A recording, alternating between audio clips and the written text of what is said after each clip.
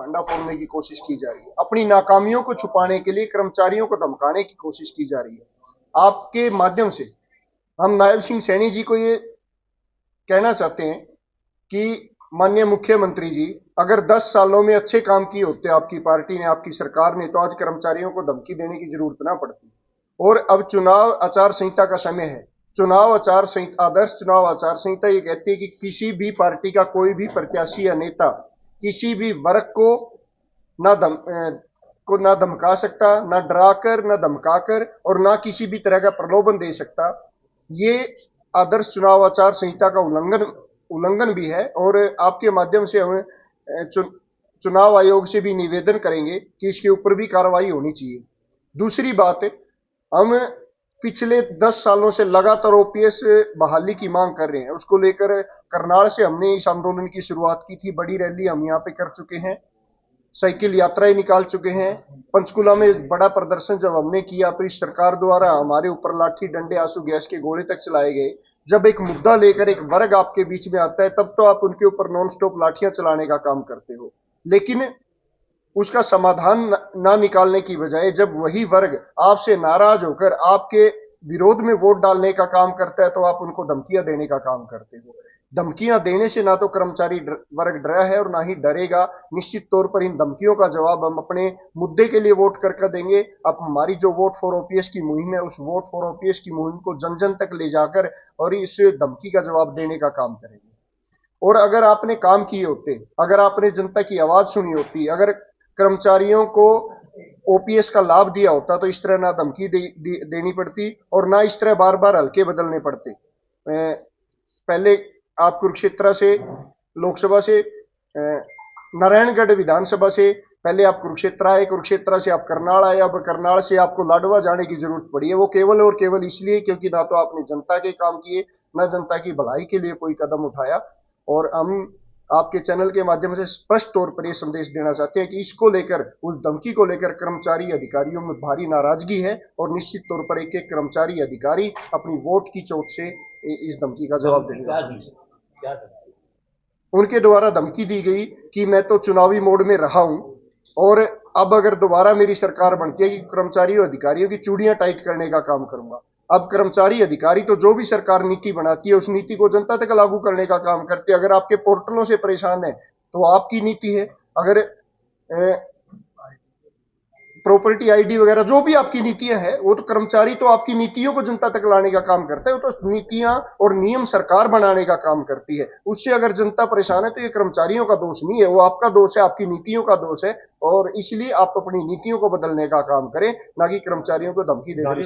कितने कर्मचारियों का असर पड़ेगा सरकार पर अगर वो आपकी बात नहीं मानते या आश्वासन नहीं देते? देखिए, हरियाणा प्रदेश में 3 लाख रेगुलर कर्मचारी हैं जो ओपीएस बहाली की मांग कर रहे थे। उनके अपने अन्य मुद्दे भी थे और 2.25 लाख से ज्यादा हमारा कच्चा कर्मचारी है, जिनको आपने देखा होगा कि बार बार ये प्रचार किया गया कि इनको रेगुलर करने की पॉलिसी लाई जा रही है, रेगुलर करने की पॉलिसी लाई जा रही है। और ये पहली बार इतिहास में ऐसा हुआ है कि कच्चे कर्मचारियों को कच्चा रहने की गारंटी दी गई सरकार द्वारा कि आपको 58 साल तक कच्चा रखा जाएगा, आपका इसी तरह शोषण किया जाएगा। उन कर्मचारियों भी नाराजगी है। आपने करनाल में देखा होगा, वो लगातार धरना दिए यहाँ पर बैठे थे और हम उनके बीच में गए तो उनकी भी ये मांग थी कि उनको रेगुलर भी किया जाए और पुरानी पेंशन का लाभ भी दिया जाए।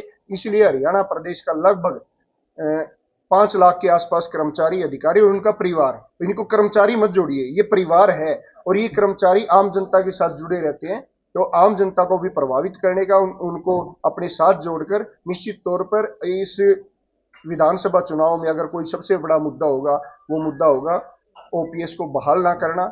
इस विधानसभा चुनाव में अगर कोई सबसे बड़ी मुहिम होगी वो वोट फॉर ओपीएस की। सरकार क्यों डर रही है ओपीएस देने में? कई लाखों करोड़ों का जो उस पर दबाव आएगा, सरकार के ऊपर बोझ पड़ेगा, इसके कारण? देखिए, ऐसा कोई दबाव नहीं। हम फाइनेंशियली तौर पर भी पूरे आंकड़े सरकार के सामने पेश कर चुके हैं। सरकार द्वारा बनाई गई कमेटी के सामने अपने आंकड़े प्रस्तुत कर चुके हैं।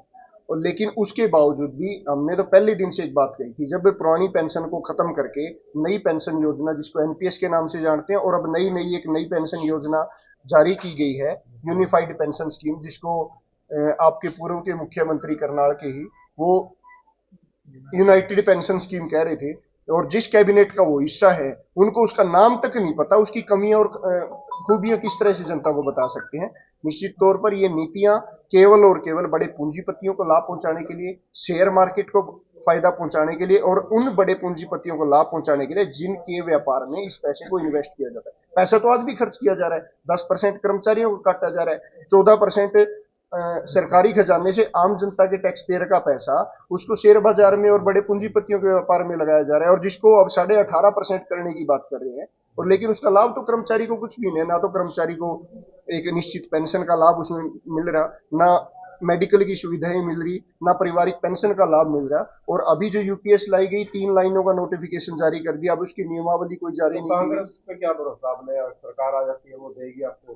देखिए, हमने तो अभी तक किसी पार्टी का नाम नहीं लिया, लेकिन बात यह है कि जिस जिस सरकार मौजूदा सरकार ने हमारे ऊपर लाठियां चलाने का काम किया, जिन मौजूदा सरकार के नेताओं ने, मुख्यमंत्रियों ने, उनके मंत्रियों ने हमारे ऊपर तानाशाही करने और धमकियां देने का काम किया, सबसे पहले हम उनका विरोध करने का काम करेंगे। और अभी हम मैनिफेस्टो का इंतजार कर रहे हैं। जैसे ही सारी पार्टियों के मैनिफेस्टो हमारे सामने आएंगे, निश्चित तौर पर हम निर्णय भी लेंगे और खुले तौर पर उस पार्टी का नेता का भी समर्थन करेंगे जो पहली कैबिनेट में पुरानी पेंशन को हिमाचल प्रदेश की तरह बहाल करने का वादा। धारीवाल जी, पिछला जब लोकसभा का चुनाव हुआ तो तब भी कर्मचारियों के लिए यही कहा गया था कि चुनाव के बाद चूड़ी टाइट करेंगे। चूड़ी टाइट क्या है? चूड़ी टाइट करेंगे अपनी तो नाकामयाबी इनकी शायद है। देखिए, अपनी नाकामियों को छुपाने के लिए आम जनता के बीच में कर्मचारियों को विलन के तौर पर प्रस्तुत किया जा रहा है। नीतियां इनकी हैं। विधानसभा में नीतियां कौन बनाते हैं? नेता, मुख्यमंत्री, उनके मंत्री और उनके विधायक। संसद में नीतियां कौन बनाता है? प्रधानमंत्री, उनके मंत्री और उनके सांसद। अपनी नीतियों को छुपाने के लिए ये एक पॉलिसी बना ली, और ये